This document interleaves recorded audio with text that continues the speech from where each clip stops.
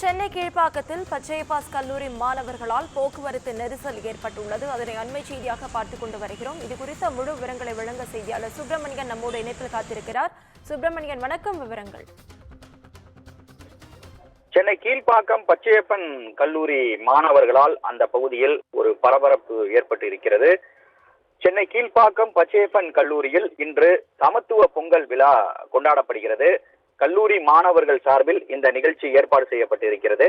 அது மட்டுமல்லாமல் சரியாக 10 மணிக்குள் வரக்கூடிய மாணவர்கள் மட்டுமே கல்லூரிக்குள் அனுமதிக்கப்படுவார்கள். ஆனால் 10 மணிக்கு மேல் வரக்கூடிய மாணவர்கள் அனுமதிக்கப்படுவது எப்போதுமே ஒரு நடைமுறையாக இருக்குது.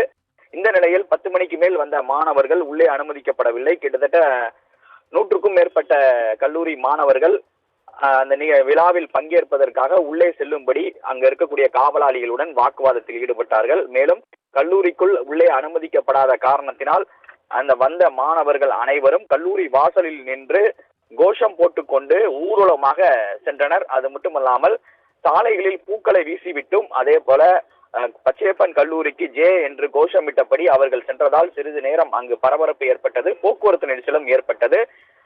பிரச்சனை எதுவும் நிகழாமல் இருப்பதற்காக காவல்துறைக்கு தகவல் தெரிவிக்கப்பட்டது. கீழ்ப்பாக்கம் போலீசார் சம்பவ இடத்திற்கு விரைந்து வந்து கோஷமிட்ட மாணவர்களை பிடிக்க முயன்றார்கள். ஆனால் மாணவர்கள் அனைவரும் தப்பி சென்று விட்டனர். அது மட்டுமல்லாமல் போக்குவரத்து நெரிசல் காரணமாக சிறிது நேரம் அங்கு வாகன ஓட்டிகள் அவதி அடைந்தனர். மேலும் முன்னெச்சரிக்கை நடவடிக்கையாக கல்லூரி நுழைவாயில் பகுதியில் பலத்த போலீஸ் பாதுகாப்பு போடப்பட்டிருக்கிறது. அது மட்டுமல்லாமல் சமத்துவ பொங்கல் விழா கல்லூரிக்குள் நிகழ்ச்சி நடந்து கொண்டிருக்கிறது. மற்ற மாணவர்கள், அதாவது நேரம் தவற வந்த மாணவர்கள் அனைவரும் உள்ளே அனுமதிக்கப்பட மாட்டார்கள் என்று கல்லூரி நிர்வாகம் தரப்பில் தெரிவிக்கப்பட்டிருக்கிறது. விவரங்களுக்கு நன்றி சுப்பிரமணியன்.